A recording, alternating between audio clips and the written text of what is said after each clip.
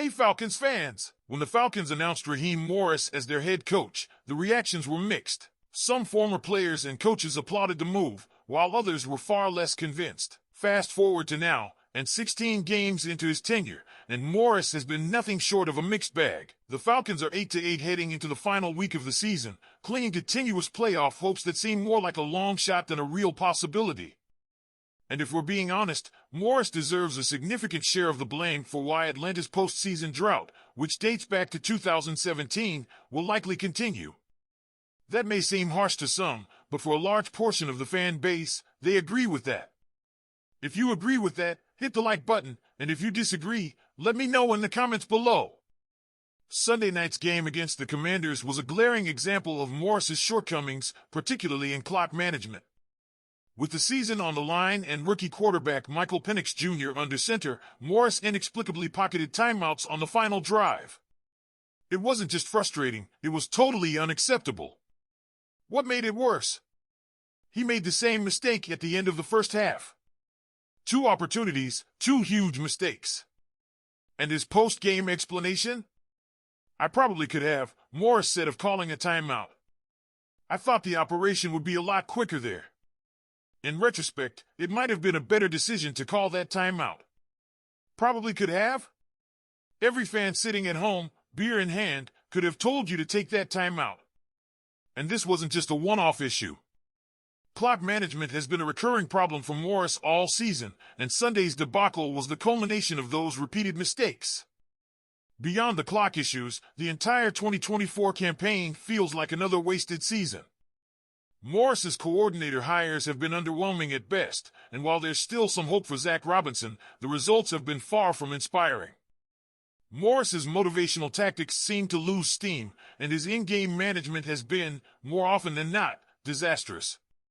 And let's not forget, this isn't Morris's first time as a head coach. With 20 years of NFL experience and multiple head coaching stints, these are mistakes he simply shouldn't be making. Unfortunately, the problems don't stop with Morris. Terry Fontenot, the man tasked with building a competitive roster, hasn't exactly been lighting it up in the draft or free agency. Sure, there have been some bright spots, Michael Penix Jr. being one of them, but overall, Fontenot's inability to consistently add top-tier talent is holding this team back. And yet, there's no indication that either Morris or Fontenot are on the hot seat. Instead, they'll continue to smile in their sharp suits, selling fans on potential and promise while failing to deliver the results this franchise desperately needs. Here's the reality, even the best quarterbacks need a great head coach to maximize their potential. Think of all the Hall of Fame quarterbacks, most of them had legendary coaches by their side. The NFL's margin for error is razor thin, especially in the postseason. Every detail matters, from play calling to clock management to player development. And if Morris can't even figure out when to call a timeout, what other critical details are slipping through the cracks? The sad truth is, this combination of Morris's coaching mishaps and Fontenot's roster-building shortcomings could continue to cap Atlanta's potential. Sure, Penix might develop into an elite quarterback who can cover up some of these flaws, but even he can't do it all on his own.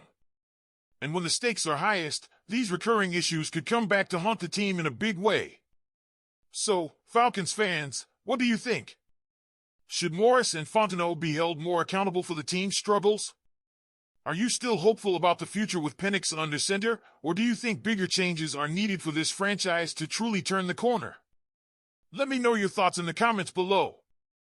Now, we have to address the 3 players who played pivotal roles in Sunday's loss. And no, we're not just blaming Raheem Morris today. Let's talk about D'Angelo Malone. This young defender had a moment to forget when the Falcons had the Commanders backed up and ready to punt. With Atlanta holding a solid 17-7 lead, Malone made a completely unnecessary play by bumping into a Washington tight end, drawing a flag that gave the Commanders an automatic first down. That mistake sparked Washington's dominance in the third quarter, wearing down the Falcons' defense and completely changing the momentum. Yes, the call was questionable, but it was a moment where discipline and awareness were sorely lacking. Next up is D. Alford. Falcons fans, let's not sugarcoat this, Alford has had back-to-back rough outings, and Sunday night might have been the breaking point. Time and again, Alford found ways to hurt Atlanta's chances, and the game-sealing touchdown from Zach Ertz was the final dagger, with Alford hopelessly outmatched in coverage. It's becoming increasingly clear that this secondary needs an upgrade, and Alford's future in Atlanta looks uncertain heading into the offseason. And then there's Riley Patterson. Yes, he was put in a tough spot, asked to nail a long-range kick to save the game and Atlanta's playoff hopes. But let's be real, you're an NFL kicker, and this is the moment you dream about.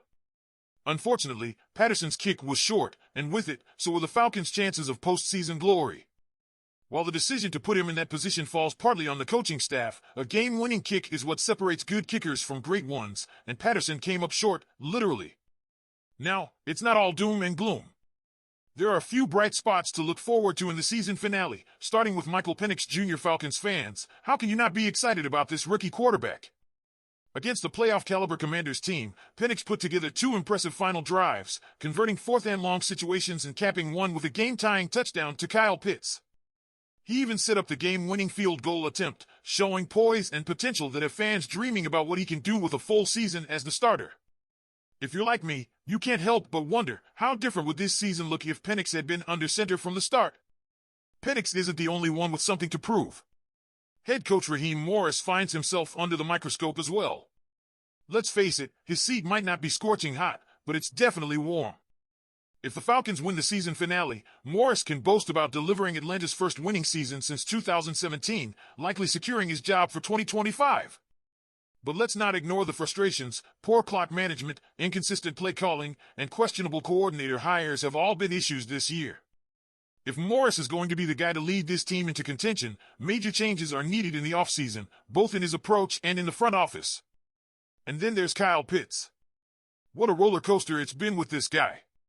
Sunday night's clutch touchdown grab was a reminder of the immense potential that made him a top draft pick, but the season as a whole has been riddled with inconsistency.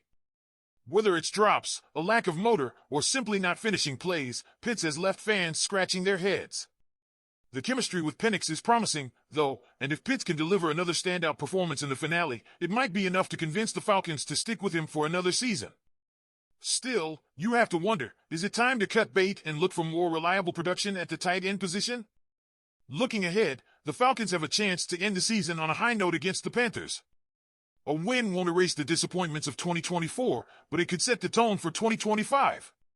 Can Penix continue to impress? Will Morris make the adjustments needed to solidify his position? And will Pitts give us one more reason to believe in his potential? So, what do you think, Falcons fans? Who do you hold most accountable for Sunday's loss? Are you optimistic about the future with Penix under center, or do you think deeper changes are needed for this team to take the next step? Let me know your thoughts in the comments below. And hey, don't forget to like this video, subscribe to the channel, and share it with your fellow Falcons fans. Go Falcons!